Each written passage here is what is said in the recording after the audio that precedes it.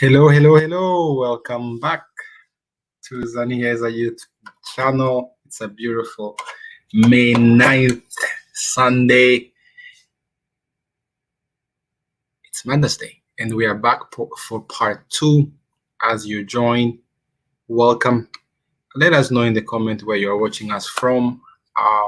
If you were here last Sunday, welcome again. We are going to continue the conversation from where we were last Sunday. We have the amazing J Essence. She's back again for part 2. So I am very excited. So in the comment, just tell us where you are watching us from. Say hello. Say Miriwe, Amakuruchi, amazing. Anyone, it's such a pleasure. So thank you for taking your time to be here. I am uber excited.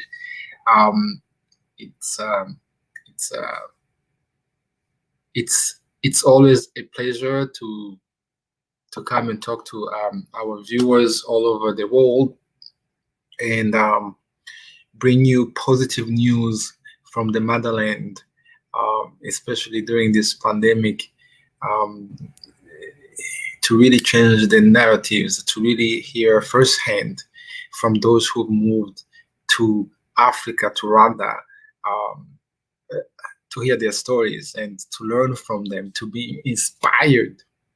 Because at the end of the day, Zanieza is here to raise awareness about our home, our continent, our country. I'm from Rwanda, and we do so by bringing you content on culture, business, and travel. We are adding value. We are doing our part. So kindly watch until the end. Our discussions are inspiring. Maybe you'll be the next one to move to Rwanda. However, as she said, that is her. That's from her journey. If you didn't watch part 1, so she shares her journey, and you have to find a way for you to make it happen if that's what you would like to do. That being said, I do see a like over there. Thank you. Keep it coming. Keep it coming. I am very excited. And say hello. Say hello in the comments. I like to see in the comments. We are live on Facebook. We are live on YouTube. We are live on Twitter. 3 platforms. We are live. So if you're watching us on Twitter, thank you. If you're watching us on YouTube, thank you. If you're watching us on Facebook as well, thank you. Welcome. Start getting your question ready. I'm just warming up the engine right now, because sometimes you need to turn on your bell notification there. You definitely need to do that so that when we go live, and I am another one, I have heard that sometimes when we are live, it's not all of you who can sort of catch us live, so sometimes it's missed. So please make sure that you turn on the bell button, the bell notification, and sometimes it disappears as well. So take your moment and check all of that, so that when we are live, hello Sandra, yeah, so that you know. You don't want to miss any other live. I held one yesterday. We had really good question, and we are back for part 2. So yeah, make sure you turn on your bell notification. And for the first time, I am wearing a Zanieza one. This one is rather special though, if you can allow me. It's not like the Yakuza, but there's actually a drawing in the back as well. This is the one I wear. All of this is I don't know if you can see that. This is it's hand drawn. The one you see on the back. There is amazing talent in Rwanda. Yeah, that the design is really hand drawn. A young man in Rwanda did that. Without further ado, the only one, J Essence. Let's get started. She needs no introductions. She was with us last week. She just moved to Rwanda, and today, part two, we talk about her journey, be inspired. Yeah. Hello, hello. I'm back, I'm back, I'm back. I'm back, I'm back, I'm back. Sorry about that. Welcome back. I know. You opened the door and then you closed it and you had my heart up, but okay. The floor is yours, so you can do that little intro again. I'm back. Oh, I'm back, I'm back, I'm back. I'm back, I'm back, I'm back. Was it rock back? Lean back. Lean I'm back. back. Yeah. I'm Um, Happy Mother's Day to all. And so if you've taken time out just to watch this, just know that there's love for you for birthing futures, no matter what it is. So whether you have physically birthed the future, which is officially your day, or you just mentally or emotionally or spiritually, happy Mother's Day because you are nurturing something that is designed to be greater than yourself. Yes, absolutely. Yes, it is Mother's Day to all the mothers around the world. Yes, it's a very special day. I hope you called your mother or um, I did. had lunch. You did. Ah. Yeah, of course I called my mother. Yes, How is she? she called She like me. miss you. My mother is awesome. She is, we actually had a really good talk. She's coming in the end of June. And so we were kind of talking about like the first preps, like what shots do you need? What do you need to bring? We talked about the visa on arrival type thing, but she's coming. And so we were really just kind of prepping, like I said, that first conversation of what does it take for you just to land and be okay. Ah, your mother's coming to Rwanda. That's gonna be amazing. Yes. Yes, it is. Yes, the world is not ready for Mama Essence. For Mama Essence, no. Mama Essence, as we say, For Mama arakazamega mu Essence, yeah. Rwanda. So before we Yes. jump into it, wow, we had so much to cover, then I felt we should have you again for part two. So thank you. Um, so in brief, we talk about your journey to Rwanda and how from Dubai you discovered about this tiny Yes. country that you had not heard about. And you said some really good stuff that really everyone should hear those journey because you're a testimony and how they say that we are lazy yet we speak more than one languages. We can go up the hill in Rwanda. And speaking about that hill, Yeah. Yeah. you climbed the hill Yeah. yourself. You made me put. Wait a minute. I had to put my money where my mouth is. You were like, you know what? Let me put you on a hill, J Essence, and you put me on a hill with that hike. But it was awesome. So I Yeah. made it. You know what made me proud about me walking? Was it Mount Ribeiro? I Yes. passed some people. I ain't passed a lot of people, but I passed a couple, and that let me know I'm almost about to be Rwandan. I passed like 3 to 5 people. I was like, hey, I got it in me. I can do this. Passing somebody on a hill, got that. I did that. Yes. I didn't carry nothing. So for those who don't know, that was you were one of the participants in Zaniheza's hiking edition. So thank you for that. We appreciate. So tell us briefly about how did you find it? So that was the Saturday morning hike, and I think we kind of met up at 7. And the nice thing was like there's water, there's fruit, there's things to kind of just prepare you. And we ended up going.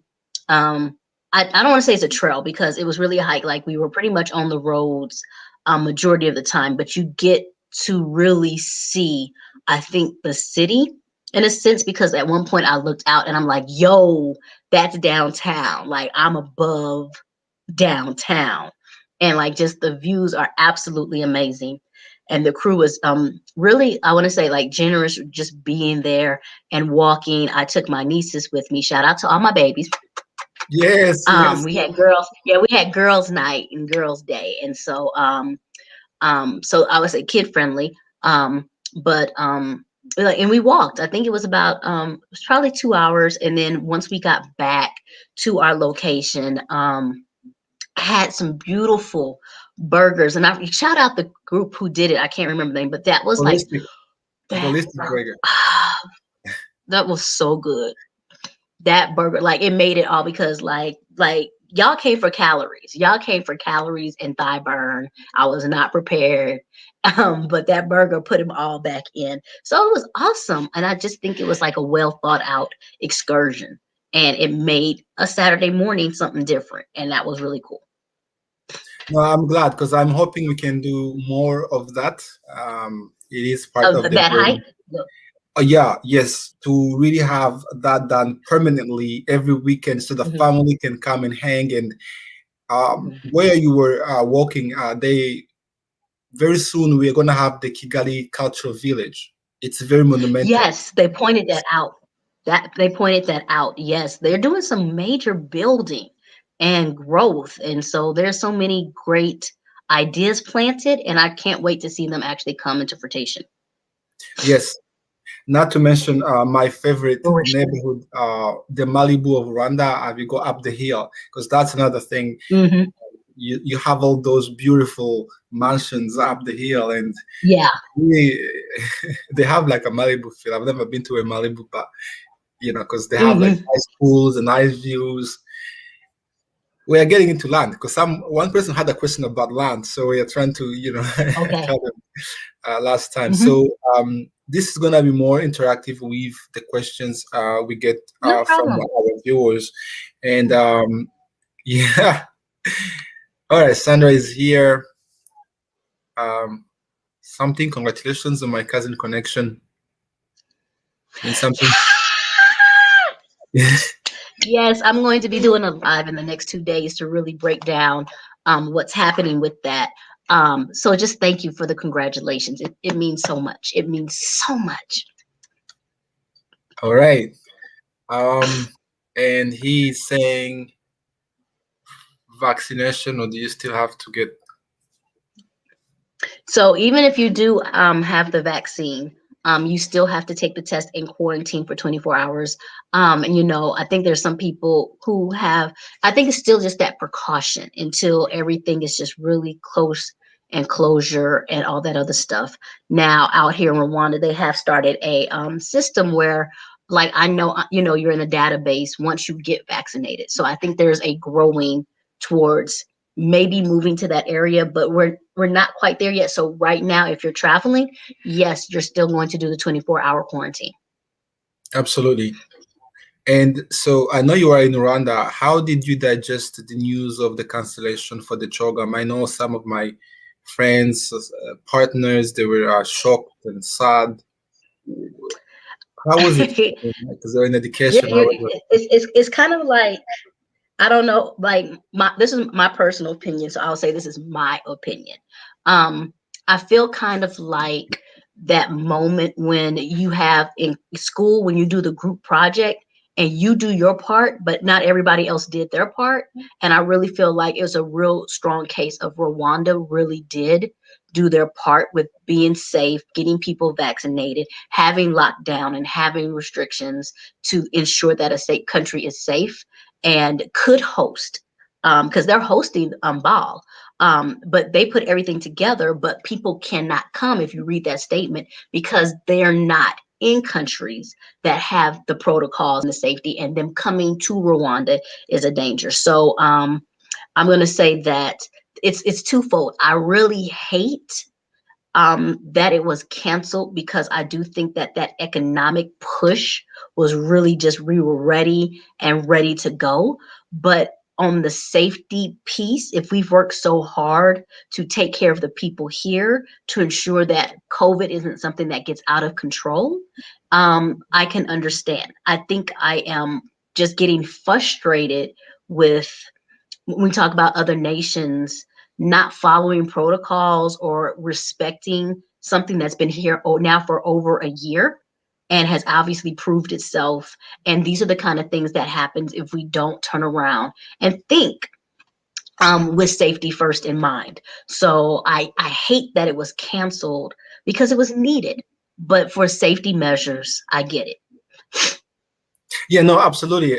For safety measures, I can definitely see that. However, in South America, they were holding uh, some big meetings with the UNWTO, and I was Mhm. like, these guys are doing it. Um, Hmm. and if Rwanda was ready, and But the Rwanda has cancellation did not come from Rwanda. Mhm. Cancellation came from the Commonwealth. So that's I think Commonwealth. that's telling for me. It was not coming from the Yeah, country. It came from the Commonwealth, and they're the ones that made that decision. That was not us. absolutely. So to me, it does show an indication that we need to be more independent. We need to, as more than ever, we need to do a lot of work as people from the African descent and so on. We need to gain that our own strength and our own power, so that things can happen at our own terms. Um, Now, so Rwanda, so now you've been there for several months and so on, and I'm told Hmm. you have said you have a lot to do. Yeah. You land. Yeah, go ahead. No, I didn't hear the last part. You said my land or I learned. No, no, no, land. So you have a lot to do. You also Yes. have land. So are you growing anything? So tell us, how did you choose that land? So the story for me, and like I said, we talked about it, everybody's journey is different. And Mhm, yes, I bought land. Yes, I plan on building a farm. What I have recognized is that I am not ready to get into mhm, agriculture, sorry, as a producing money. That's me.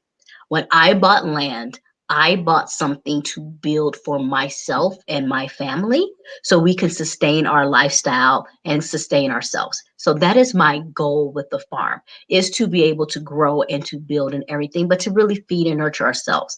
I do a lot more work, I think I'd say in the private sector with the My Cousin connection, with what I'm doing with other stuff. And I really had to have that conversation of splitting the two so I don't become overwhelmed with everything else.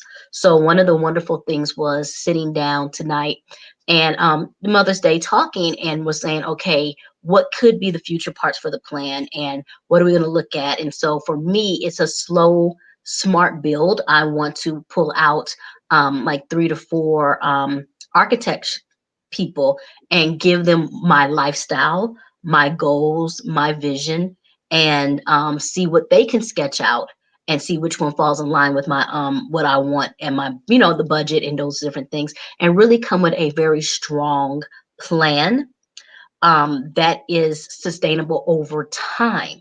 I'm not building a house. I'm not building a farm for right now. I'm building it to be there for in 20 to 30 years and different things like that. So really just doing that investigation and dissecting. So for me, it's a step by step. It's a phase by phase.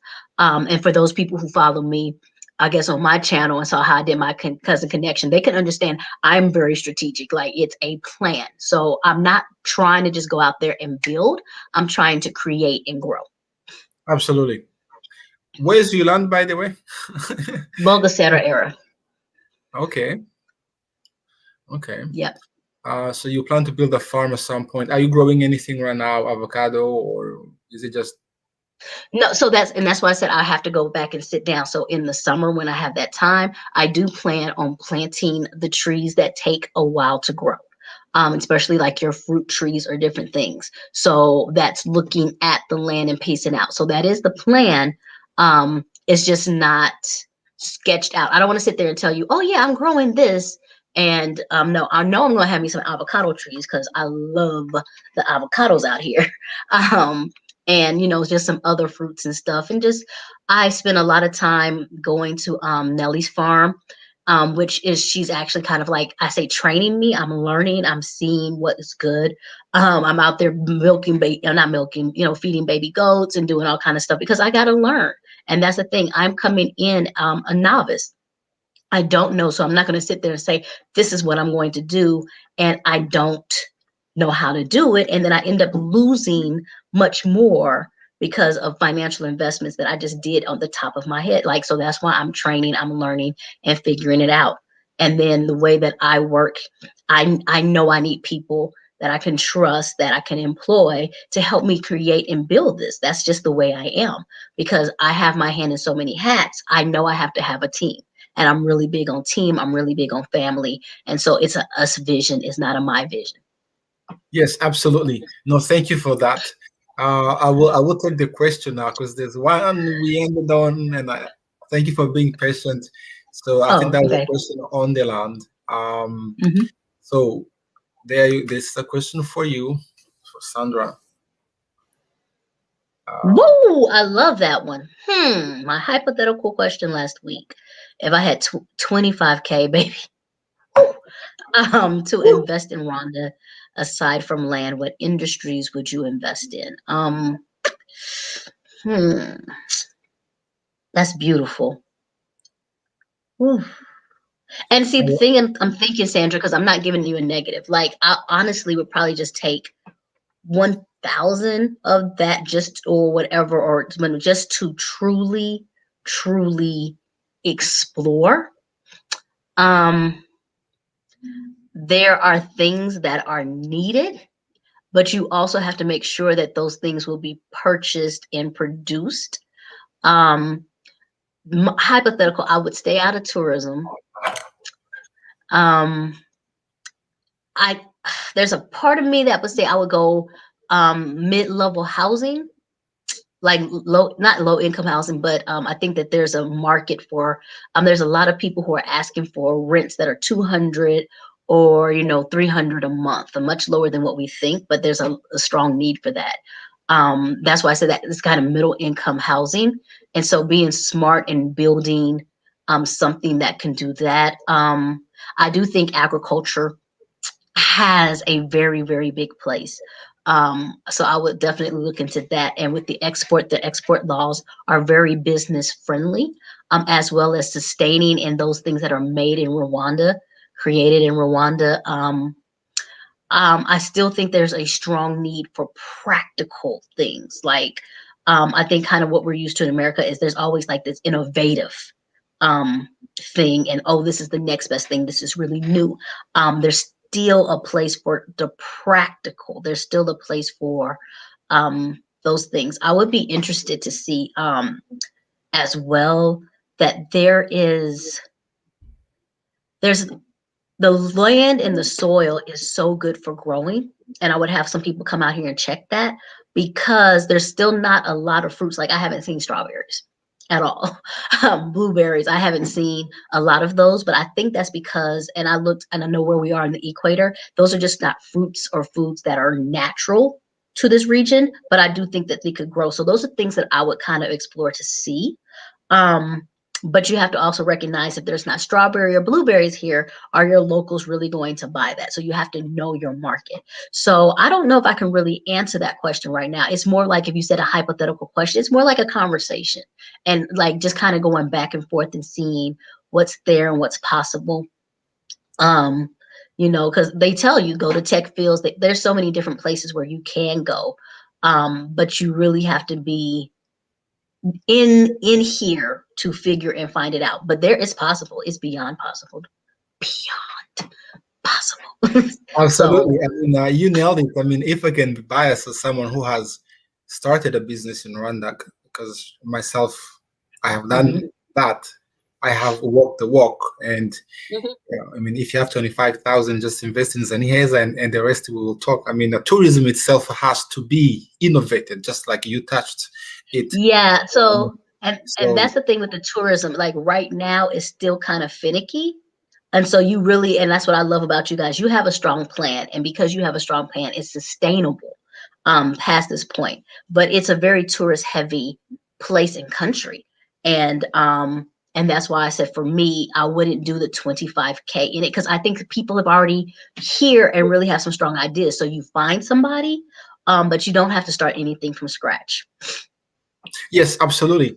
Um, and my addition to that is that Rwanda is now building the Kigali Financial Center. They are Yep. trying to position Rwanda as the financial investment hub, Hmm. to bring more all the foreign investments. So that's going to be really cool in the next year to come. Real estate is also booming. Um, it is the commercial, because I think there is this contract being sort of put in place to build a nice mall, because they have the Kigali 2050 plan Yep. that they are working Mhm.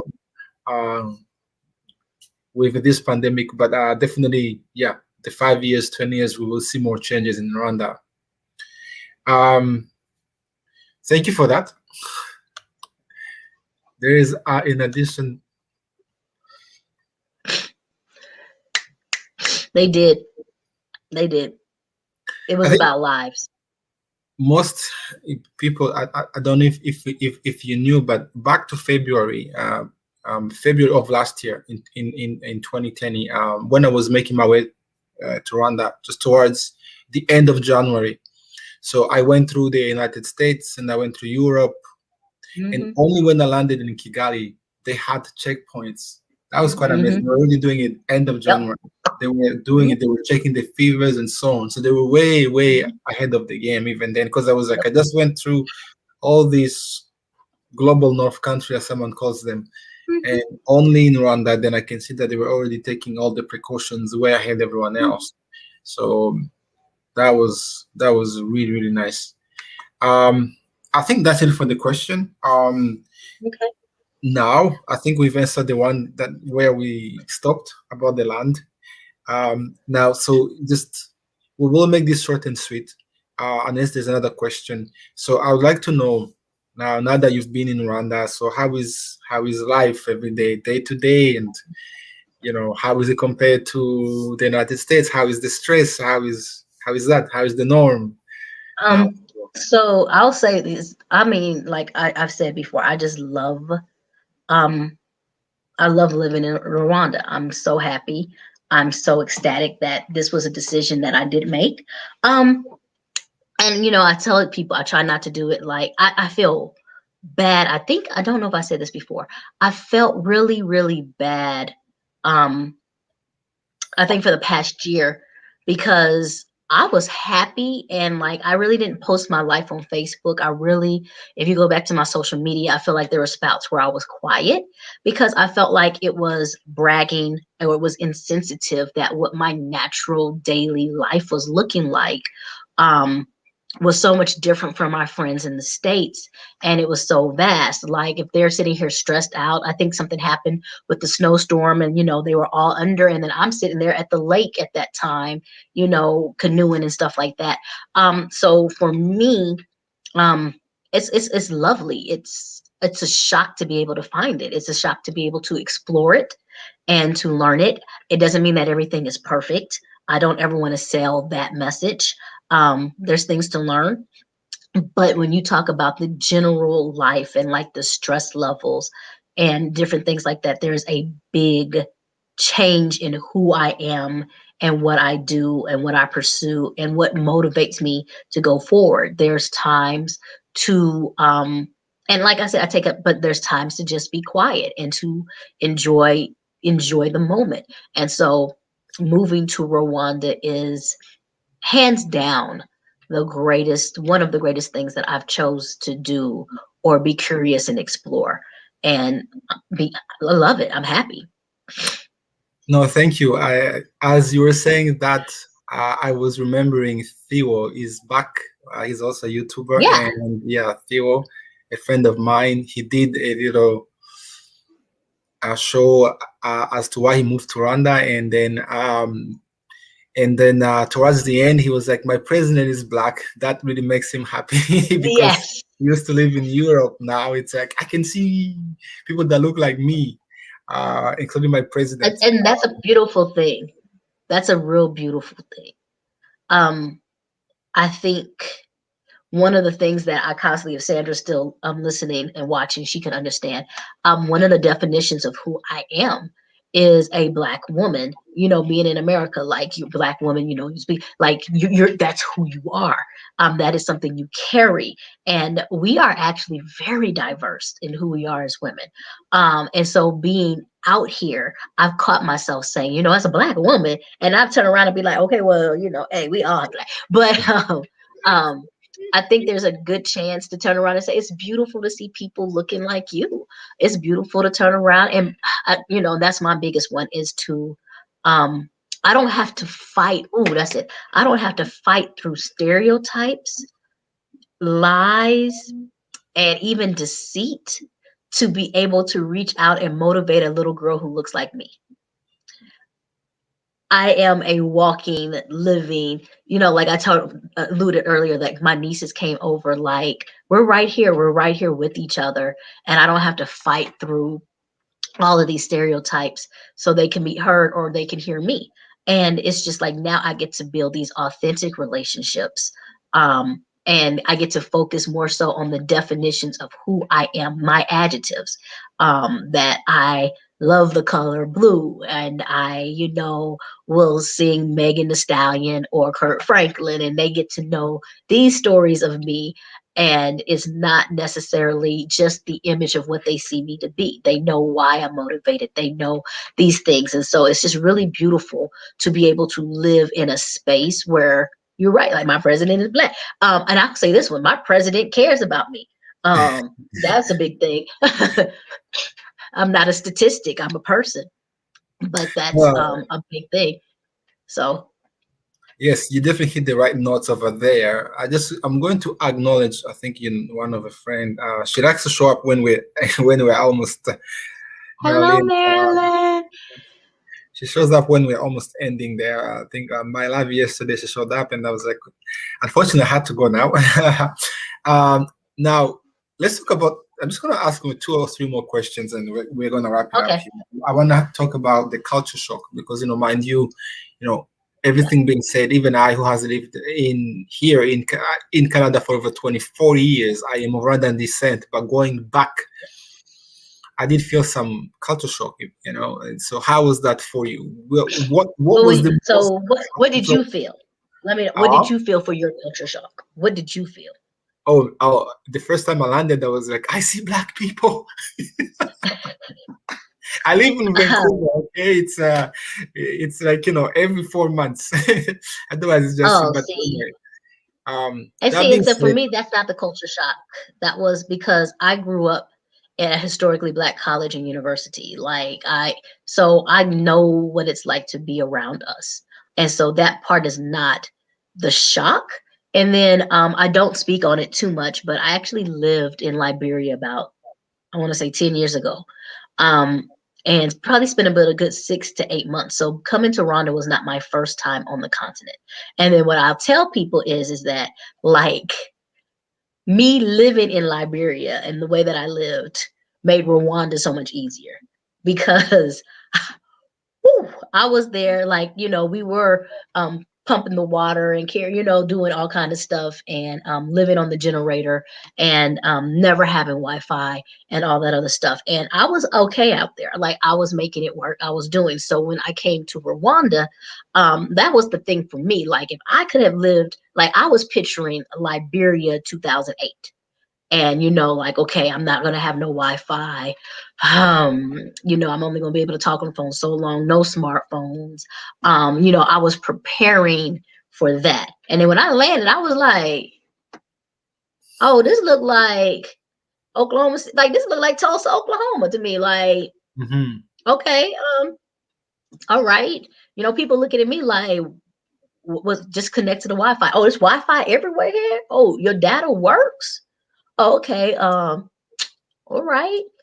We got roads. Okay, this works for me. So I think that most of your culture shocks that come from me is that it's more personal and it's more ingrained. It's more of I think I fight more of, and that's because of my position, old school thinking versus I'm very forthcoming. I think somebody talked to me about that today, just even my personality. I'll come in, hey, so what are we doing? Da, da, da, da, da. And then Rwanda's be like, okay, slow down. Like I just move so fast. So the culture shocks are more personal. I move fast. I'm strategic. I do this. I think a different type of way. And there's nothing negative with it. It's just a whirlwind. And that's, I think, anybody who meets me, I'm not gonna sit there and say that's Rwanda. Like most people who meet me be like, are you always this energetic? And I'd be like, yeah, I am. Like 6 o'clock in the morning, we can go.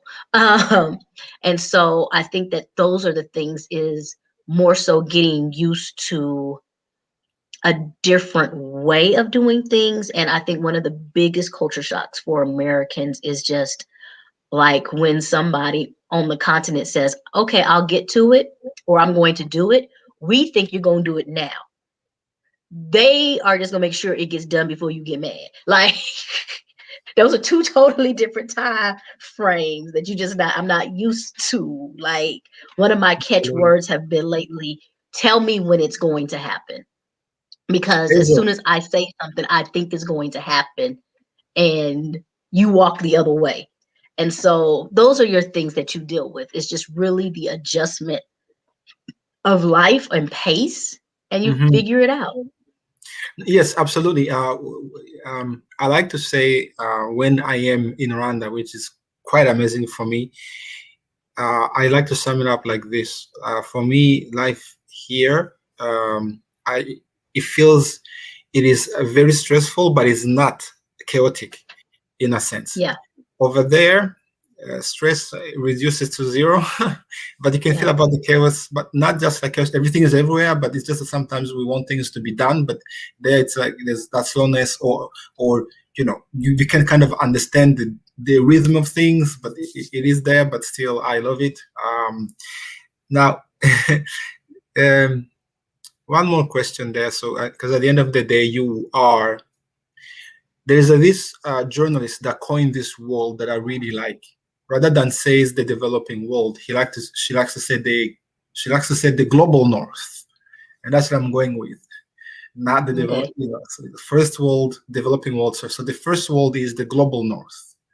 So Okay. that's the global north. So what do you miss? Because at the end of the day, what we are accustomed to in terms of the services and everything else around us, it's not quite there. So what do you miss the most from your life in the States?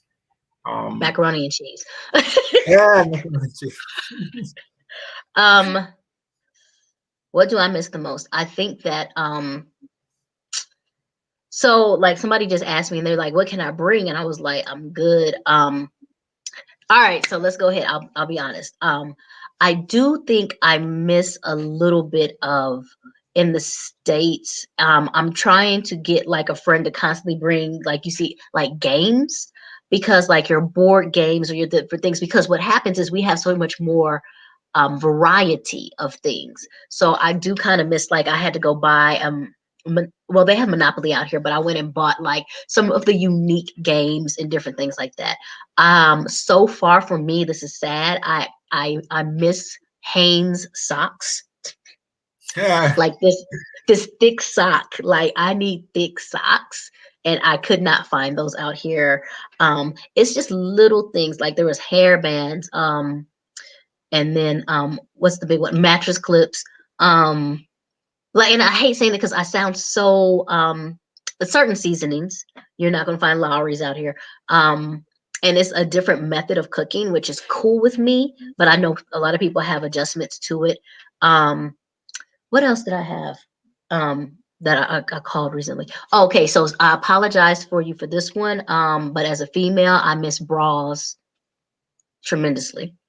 Um, because you don't that's have to something, apologize. Mhm. yeah, I'm sorry, that's a big one. Like, Yeah. it's a whole thing. Um, and So really, for and anyone and, watching, that and means so and so what I, opportunity. Sorry, yeah, like to opportunity. me it's like it's to me it's like, I want to say it's like, it's not petty, but it's like it's materialistic. Like legitimately, there's everything you need here. Like there's no, I can't go here because they're not running water or they don't have this. No, everything, your needs are taken care of. So what happens is that you start missing some of your wants. Um, and that's it. So that's why I said for me it's not a big deal. And I will tell people I grew up in the country. Like when I was growing up, there was no traffic lights. I don't even think there's traffic lights in the town now. That's how small the town is. Like, in order for me to call my friends, I just had to dial the last four digits of the telephone number. Everything was automatically, like, it was so small, it was treated like a university, where you could just dial the last four digits. That's how I grew up. So I grew up without cable. We didn't have cable TV until my senior year in high school. So you're talking to someone who doesn't need all of these things. Like, I'm reading books, I am talking to people, we're playing board games, we're playing I Spy Something Yellow, Slugbug Red, Slugbug Blue. My mother put us on like road trips that took 10 hours to get someplace, in a car with no, air conditioning. Like, that's how I grew up. So when you talk about that and the bare, necessities, whatever, the way I grew up versus the way somebody else grew up is a different set of needs and wants. And so I am fine. There's nothing out here that I don't have access to that I can't get. I'm good. And then there's things, yeah, I miss, but I also, and we talked about that when I made my journey over, I made it with no regret. So I didn't want to hold on to anything that was detrimental or anything like that. So if anything, if I miss my friends, I miss my family, I miss I miss those outings, I miss like that brunch. And it's not because I miss brunch. I miss that atmosphere of my Mhm. girlfriends and us and that fire we had over brunch. I miss I miss oh my God, I miss HBCU isms. I don't know if you understand that. No. But for anybody who went to a black college, I miss homecomings. I miss rip tips. I miss step shows. I miss, those kind of things. So that's what I miss these moments and experiences, but I pretty much said yes to this. So maybe I need to wait until go to Afro Fest or something and somebody be like, don't worry, got Afro Fest coming in. We got this. We got ball coming in. Like, I'm so happy I get basketball now. I told people I plan on being a season ticket holder. Like, I'm going to get into it just like I was into the NBA. Like, I'm good. I will find what Yes. I need. So for those who don't know, ball is they. Can you tell us about what it means? I know, but our viewers may not be familiar. It's something. B African League is okay. So basically, ball, and Basketball. I'm actually about to post a video about this. Um, is basically sponsored by NBA, to be able to kind of create the African NBA network. And so ball is starting May 16th, going all the way to May 30th, with basketball tournaments from, I think, is it 12 countries? About 12 countries representing all Yes. in Rwanda. And so ball is like that basketball league. And basketball is a really big thing out here in East Africa, which I did not know. And so, just they're bringing out the best of the best, and I get to have my sports bug, that thing, because I can't get into soccer. I love y'all. I can't get into soccer like that. Um, and so they're doing it. And if I would say if anybody's there, just follow them on Instagram because it's really amazing the things that's happening. And on stateside, they're going to be on ESPN, I think Channel 3, and following that way. And so there's so much coming. And I'm just happy to be part of it. Like, you had Telly Riley come earlier to scope out the place to see what's going to happen. There's rumors of, just released on Twitter, that J. Cole is coming with the ball conference, and they're excited to see because he's supposed to be doing something with Rwanda in particular. So like, things are coming, and I'm in a good spot to be there, so I'm happy. Absolutely. No, thank you for that. There's a lot of good things happening. I cannot wait. So as we wrap up, I'm just going to take a few comments here. Okay. I think this was in reference to what we talked Yep. about, in the Yep. corporate. Um, Yep. That competition thing is serious. Like, yeah, yes. maybe this is in reference to what you miss Amazon, although you can get things shipped Yes. from anywhere as well. Here's the thing, like, I don't miss Amazon as much because I was an addict. Because I was that person who'd be like, "Oh, I can get it on Amazon," and I'll buy it immediately. So I miss the ease, but my paycheck in pocket is like we're good. We're good. We're good.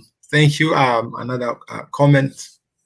That's when you were talking about. Yes, Sandra. See, exactly. Like, I'm saving money now. I actually deleted my Amazon subscription like 4 days ago, and it was like this big, do I or do I not? But I hadn't done anything on Amazon in so long. So yeah, if you need air, water, friends, a clean place to live, like, that's it. I don't need all of those things. I mean, I need those things that you mentioned, but I don't need the whole world or whatever like that. Like, including the brunch sometimes.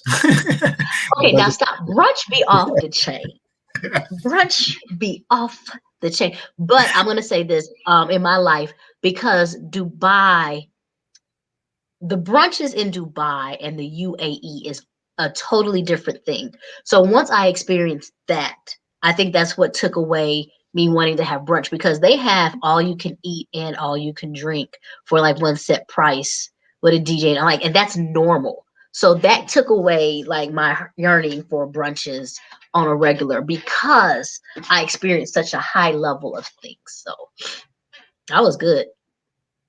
I'm kind of like, if it's like I'm that person, and this is it. Like, if I'm on a diet or something like that, and you have that cheat meal, and this happened to me once. Like, I was so happy, and I'm like, okay, I'm gonna eat this cupcake. This is my cheat meal. This is my cheat day. I'm so happy. And the cupcake was nasty, and I was like livid, because I'm like, if I'm gonna sacrifice, like, I want the best. And then, so that's kind of it is like with the brunch and stuff. Like, once you have something that's great. And that also, my friends, like Angela's cake, like her cake is so good. I don't want anybody else's. So that's why I say that you get that hunger taken care of. Like, you go experience something and have something so good that you don't want second class or third class. If I'm not coming in with the best, then it's cool. And that's it. That's it. That's brunch. Yes, absolutely. Because I guess you mentioned about the avocado earlier on, and for those who have not tasted, that's the real And avocado. pineapples out here. Pineapples, yes. And Yes. fruits. And they are all. Yeah, like, I don't eat pineapples any other place except for Rwanda now. Because I'm so in love with the pineapples out here. Really, really nice. Avocado, pineapples. All the fruits, really. Passion fruit. Yes, passion fruit. Never had, was it tree tomato? Never had tree tomato till I came out here. I'm happy. The tree tomato. It's so much stuff. Yep. Now, Jason, as we conclude, there's a question I see, but this is more out of our norm. Someone wants to know relationships between Africa and China, but that touches other stuff. So, do you have any last thoughts on this? I enjoy the fact that I'm able to just, open my mouth and speak with you. That's exactly what I've taken this as. Thank you for being open for conversations, and I guess whatever. I just appreciate this platform to be able to get people's viewpoints. And I think one of your biggest goals is to be able to showcase Rwanda in a different light than what most people know it as. And that's what truly is needed. Just the opportunity to be able to speak out about and celebrate people doing good, doing well, and building positive in a great direction. So I appreciate this moment. Thank you. Sorry. That was short and sweet. That was brief. So I would like to thank anyone who followed us up until now, and thank you for being here, and everyone. Bless you. Like, thank you. I sneezed twice. Yes, and also go and watch Jay's Essence. I think they can go and subscribe as well. Please. And, please. And until next time, as we say, Murakoze. Thank you. Murakoze. Bye-bye. Bye-bye.